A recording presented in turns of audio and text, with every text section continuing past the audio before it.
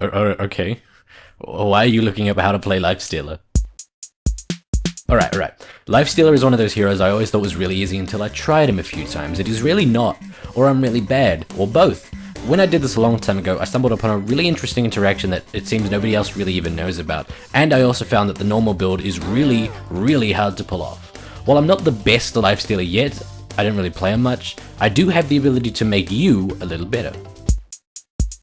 Here's something you already know. Lifestealer likes big, juicy strength heroes. What you might not know is he has 6 spells, and no, that's not counting the infested creeps. He has an attack speed steroid, a BKB, a Lifestealer slow, and a free satanic for your team, and then you can factor in the 1000 other spells he gets from the creeps you infest. Lifestealer's best enemy is Spectre. Spectre builds tanky, relies on non-BKB piercing damage, and isn't the easiest to run away with.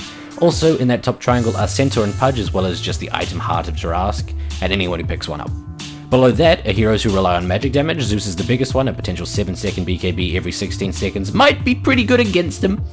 And lastly, he counters anyone who doesn't really run fast or escapes by stunning or slowing you. Tiny, Kunkka, even Sniper. But then we flip it over and the glaring issues with Lifestealer come to light. He's completely single target, he's completely reliant on actually landing physical hits that do actual damage, and he crawls around on all fours like an ugly baby. Templar Assassin is the biggest Lifestealer counter. Not only does she reduce armor, which Lifestealer is already lacking, you can't get back any life if you aren't taking hers. The same goes for PA because you miss, and to a lesser extent Troll because you can just purge it off. Below that are heroes who can go through BKB, like Enigma, Faceless Void, Magnus, but the final rung is just illusion-based heroes, summon-based heroes, all that. There's nothing really technical going on in the power pyramids. In theory, he's countered by these things, and in practice, he's countered by it too. The fun stuff comes next. As with every Only Way to Play guide I've done, you can find this one in-game as well as on YouTube. The link is in the description, and the skill build goes like this. I take Lifestealer safe lane, but you can always go jungle if you want. I'm sure your team won't mind at all. Rage is something you're already familiar with in Dota, just speaking of the jungle thing, but the spell Rage is a BKB and a Dispel. It has no cast animation, lasts for 6 seconds, it gives a bonus of 70 attack speed. Feast is a lifesteal spell. What a coincidence that Lifestealer has it. What a coincidence. Indeed. Technically, it's 2 spells like the rest of your kit. It lifesteals 7.5% of your enemy's current HP. Around 2000 HP, you lifesteal 150 health and deals 150 extra damage. It stacks with other lifesteal sources too. The heal is also independent from the bonus damage. If you attack for 1 damage because of an enemy's 120 armor, for example, you still heal 150 HP if they were 2000 HP. So in reality, there is absolutely no way to make the spell deal more damage short of somehow giving the enemy more health, or taking that static and unchangeable damage and amping it. Feast is one of the worst attack modifiers in the game for last hitting creeps. It's pretty much the exact opposite of Viper's Nether Toxin, as it deals damage based on their current HP. When you're going for a last hit, their current HP is around 40 and you get a whopping 1.8 extra damage. Open Wounds is both a pretty hefty slow and a team-wide Satanic and Octarine core. Any damage any ally deals to an open wounded enemy will lifesteal. That goes for Psyblade all the way up to Lena's Laguna Blade. The slow starts at 70% and fades to 0% over the course of 8 seconds. An 8-second slow is pretty good. When Midasing or Iron Taloning a creep, you can open wounds at first to gain health back from the kill. You can also do this before you infest and consume one, effectively getting 150% of its health as your health. And Infest is a spell that I don't really think I can even fully explain yet, because Infest means we have to study the jungle creeps. There's so much to that topic that I think it probably requires its own special Only Way to Play guide next month. The bare bones of Infest is that you jump into an enemy unit that isn't a ward or an enemy hero, although I wish you could, I'd jump into that Wind Ranger chick. We'll be coming back to this section in a bit because there's another spell Lifestealer can get. Alright, let's not play coy. I'm going to suggest Ags, but I'll do that near the end so you can mentally prepare for it. Start off with a set of Tangos, the Stout Shield, maybe a Blightstone. If not a Blightstone, just a Quelling Blade, although we can get that at the side shop, whereas a Blightstone we can't, and we're probably going to get both anyway.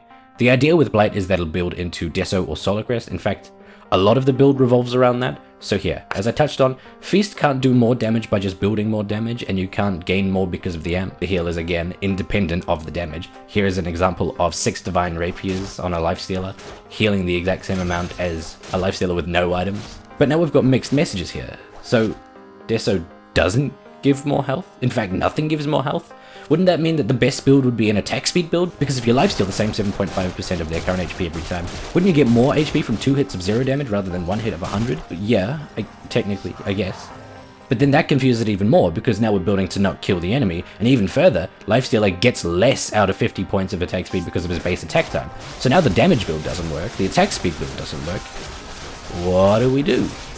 you're gonna regret asking that. Pick up phase boot simply for the movement speed and immediately rush a blade mail, blink, and fucking eggs, because this is Matryoshka Lifestealer. The concept is thus. Blade Mail is the ultimate deterrent from people attacking you, but on Lifestealer it's even better. It combos with both of your actives. Not only does it give you 4.5 seconds in between rage cooldowns, effectively cutting down the time someone can damage you to 5 seconds.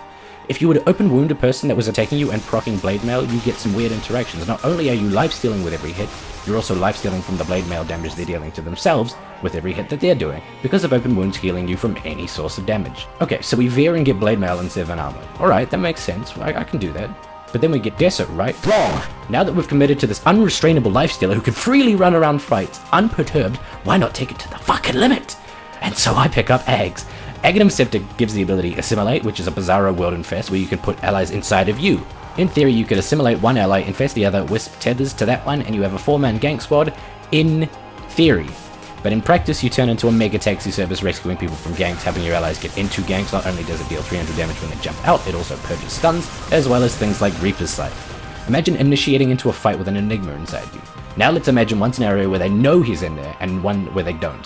You and he gank their carry, who starts to run away. At this point, you haven't used a single spell. If he turns around to kill you, you can rage, you can blade mail, you can do nothing and soak the damage.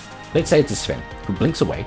Lifestealer's blink is on cooldown, because he's just jumped in. Enigma's is not. You have now extended his blink range to 2,400. Rest in peace, Sven. And if he doesn't run but stuns you, Enigma jumps out knowing that Sven's stun is down. Okay, so now let's say Sven and his whole team are right there, but they know Enigma's inside of you.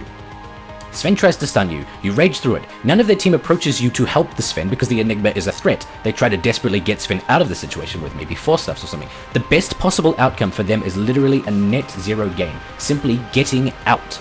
So take that concept, spitball it, toss it around a bit. It's good, cheesy fun in games with friends. You can try assimilating a rotting Pudge who is now immune but still rotting and slowing, or assimilating and jumping in the passing Storm Spread. Now it's a 3-man global gank. Really, the possibilities are endless. Just give it a shot. I've given you the concept. Come up with the new TI-8 winning build.